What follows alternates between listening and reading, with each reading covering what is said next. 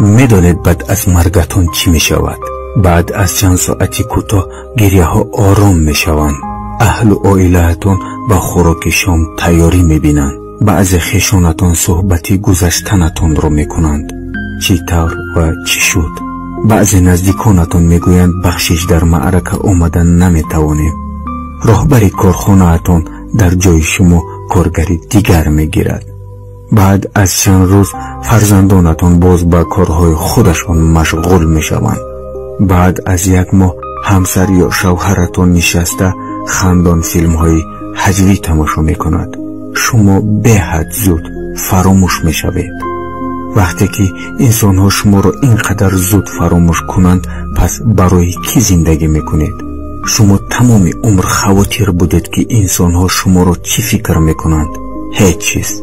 پس زندگی را برای خودت بکن.